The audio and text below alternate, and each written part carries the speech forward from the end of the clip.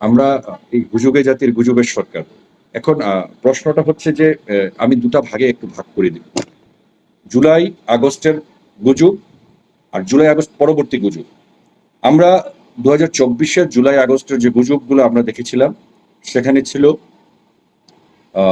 ছাত্র হত্যা, গণহত্যা, সরকার কোটার বিরুদ্ধে এই নানা ধরনের গুজব ছিল। আপনারা দেখেছেন যে ওই গুজবে অংশ নিয়েছে লালবদর বিভিন্ন মানুষ যাদের পরিচয় আমরা গত ২ বছরে একে একে সকলের পরিচয় জাতির কাছে উন্মোচিত হয়েছিল। তারা সকলেই ছিল ডলার সন্ত্রাসী। শিল্পী, কলাকুশলী থেকে শুরু করে ডান বাম যারা ছিল তারা সকলেই ছিল আমেরিকা ডিপ স্টেটের পেইড দালাল। তো দালালদের সমন্বয়ে যে গুজবটি রচিত হয়েছিল ২০২৪-এর ৫ই আগস্ট, আর আমরা হচ্ছি সেই গুজবে জাতি যাদের সুখে থাকলে ভূতে কিলায়। তা আমরা এই সুখে থাকার পরে ভূতে কিলানো জাতি আমরা আরো সুখের আশায় গিয়ে আমরা দৌড়ে গিয়ে আমরা কি করলাম, শেখ হাসিনার সরকারের পতন ঘটাই দিলাম। শেখ হাসিনা সরকারের পতন ঘটাইয়া দেন আমরা নিয়ে আসলাম বিশ্বের সেরা গুজববাজ, বিশ্বের সেরা ভণ্ড, বিশ্বের সেরা বাটপার, তাকে নিয়ে এসে বসালাম আমাদের এই গুজবে জাতির গুজবের সরকার হিসাবে। এখন যথারীতি আমরা গত 18 মাস আপনারা কি কি গুজব শুনেছেন, আমরা যদি কিছু গুজবের উদাহরণ দিই। প্রথম গুজব ছিল যে এক নতুন বাংলাদেশ, দ্বিতীয় স্বাধীনতা, আমরা সকলকে নিয়ে বৈষম্যহীন বাংলাদেশ গড়ব, আমরা ন্যায় বিচার করব, আমরা একটি অন্তর্ভুক্তিমূলক সমাজ ব্যবস্থা আমরা চালু করব। তাদের প্রথম গুজবগুলো আমি বলছি।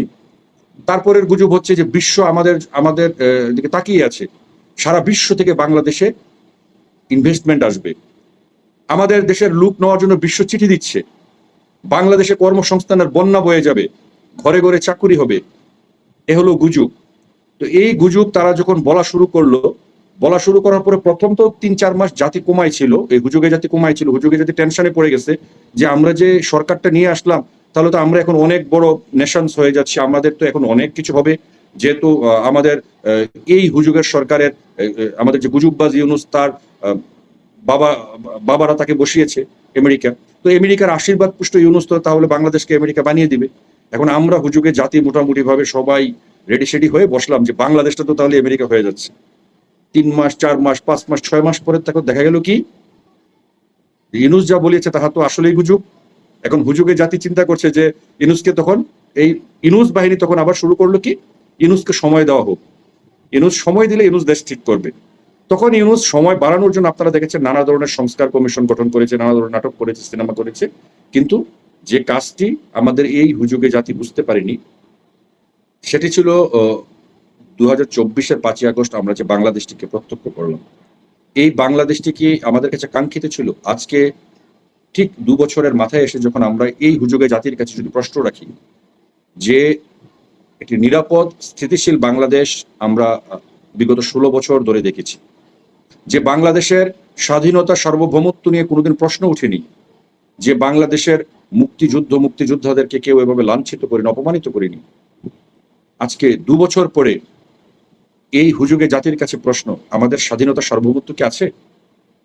আমরা কি বলতে পারি এখন যে আমরা একটি ইন্ডিপেন্ডেন্ট নেশনস? আমাদের স্বাধীনতা সার্বভৌমত্ব আজকে কোথায়? আপনারা যারা আধিপত্যবাদের স্লোগান দিয়েছিলেন দিল্লি না ঢাকা, দিল্লি না ঢাকা, আজকে আপনাদের ঢাকা কি আছে? আপনারা কি আপনাদের ঢাকাকে দিল্লি না ঢাকা বলে এই যে গুজব রটনা করেছিলেন, এই গুজবের পিছনে যে আমরা হুজুগে জাতি দৌড়াদৌড়ি করেছিল, সেই জাতির কাছে প্রশ্ন, হুজুগে জাতির কাছে আপনাদের ঢাকা কি আজকে আছে? আমাদের এই দেশের স্বাধীনতা সার্বভৌমত্বকে যতটুকু ছিল ইউনুস এবং তারেক রহমানের সরকার বিগত ২৪ মাসে আমাদের মুখ দিয়ে হাত দিয়ে, মুখের ভিতরে হাত ঢুকিয়ে পেট থেকে নাড়ি বুড়ি বের করে নিয়ে গেছে, এই অবস্থায় নিয়ে এসেছে বাংলাদেশকে। আজকে দিল্লি না ঢাকা স্লোগানের যথার্থতা আপনারা যারা বলেছেন, কোথায় আজকে আপনারা? কোথায় আজকে হুজুগে জাতি?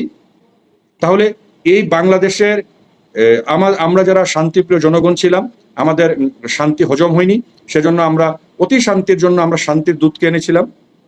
তো শান্তির দূত এই বাংলাদেশকে এমন এক অবস্থায় দাঁড় করিয়ে দিলেন, আজকে ২ বছর পরে এদেশের স্বাধীনতা সার্বভৌমত্ব সবকিছু আজকে বিপন্ন। বাংলাদেশ আজকে বিশ্বের কাছে এক অস্তিত্ব সংকটে ভুগছে একটি রাষ্ট্রে পরিণত হয়েছে। আমাদের অর্থনীতি, আমাদের রাজনীতি, আমাদের শিক্ষা, সভ্যতা, সংস্কৃতি সবকিছু তলানিতে গিয়ে ঠেকেছে। আমাদের এই জুলাই আগস্টের ৫ই যে ঘটনাগুলো ঘটেছে তার পরবর্তীতে আমরা কি বাংলাদেশ পেলাম? আমাদের এই হুজুগে জাতির কাছে এখন বাংলাদেশের চিত্রটা কি? এই বাংলাদেশ হচ্ছে অসভ্যের বাংলাদেশ, বর্বরদের দেশ, অশ্লীলতার বাংলাদেশ। নারীদেরকে নিয়ে নানা ধরনের বাজে মন্তব্য করে, নারীদের বডি শেমিং করে কথাবার্তা বলে নারীদেরকে সমাজে গৃহবন্দী করার এক বাংলাদেশ আমরা পেলাম এই 2024-এর 5ই আগস্ট। এই 2024-এর 5ই আগস্টের যে বাংলাদেশটি আমরা পেলাম, এই বাংলাদেশে আমরা যে জিনিসগুলো আমাদের এখন হুজুগে জাতির জন্য একেবারে অভিশাপ হয়ে নেমে এসেছে,